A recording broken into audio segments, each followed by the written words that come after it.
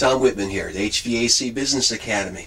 Today we're going to talk about a business model that hundreds of companies, heating and air conditioning companies across the country has successfully used to weatherproof and recession-proof their business. This business model takes into account for the demand service peak loads and the low service lows. If you've been in this business very long at all, you know very well that it's either feast or famine. When the windows are open and the weather's beautiful, nobody thinks to call a heating and air conditioning company because they don't need them. But boy, in the extremes, we can hardly keep up with the work.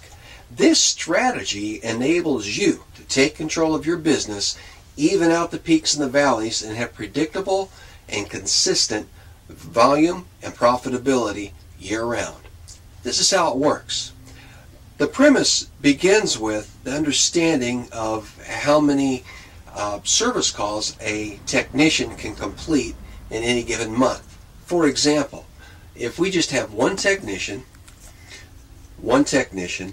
that completes 4 calls per day, and let's say there's an average of 20 days in a month, that's a total of 80 calls a month that they should be able to complete. Now, when you take a look over here at this chart that you see on the screen, this is basically a demand service call. In other words, for the past couple of years, this particular company had no more than 20 calls in the months of January, February, and March, and then it ramped up from there, peaked out at 100, and then slid all the way back down to 20 in November and December. The other lines, the green line is the capacity line. We have this technician has the capacity to complete 80 calls. And the red line is the theoretical break-even line based on the amount of calls. It's about, about 40 or 50 calls is the break-even mark for the month. That means is this particular company is 6 or 7 months out of the year, they're losing money or breaking even. The rest of the year, they have to make up for all of the losses. But there's a better way.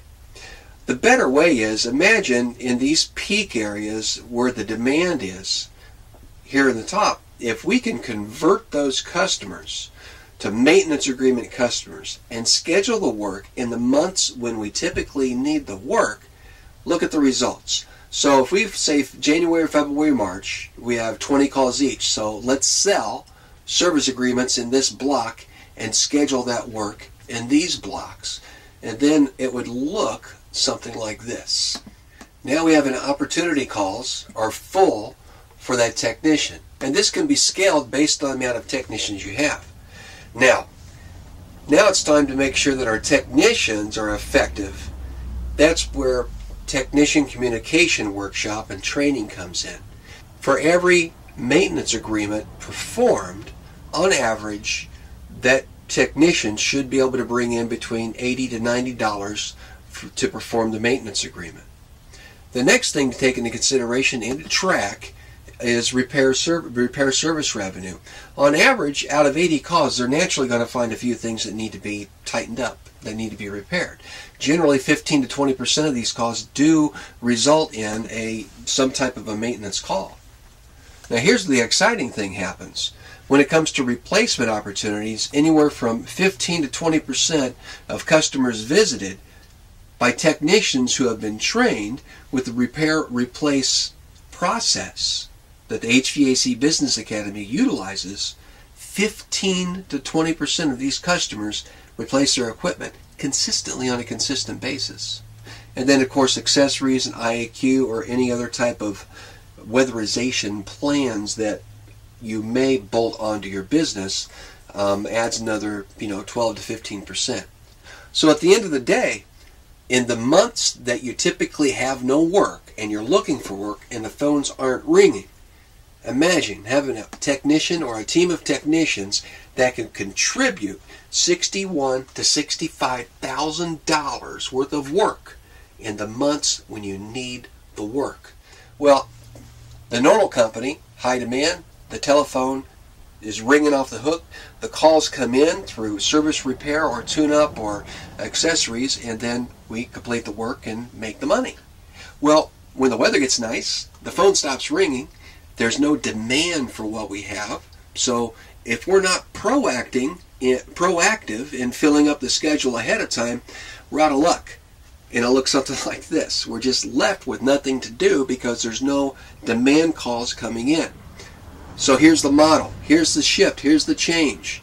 In those high demand months, when the calls are coming in and we're in front of a lot of customers, we want to involve those customers in maintenance agreements and put those maintenance agreements at the core of our business when we need it.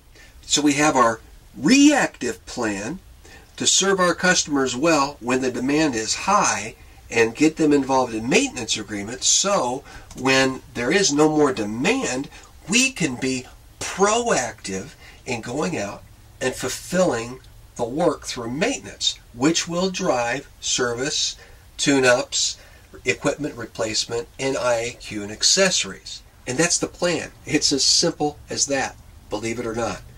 Companies all across the country have done this and built a very solid foundation for their organization. They've survived and thrived through recessions and no weather because they had a very good base of service agreement customers with a large mix of older equipment that they could cultivate and harvest in the months they needed the work. With that, take a look at the plan. We're going to have several other segments that we can send you to put this plan in place in your business. And in no time, you can look at the months you need the work, tighten up the gaps, work it out, and you will be in a position to make it happen.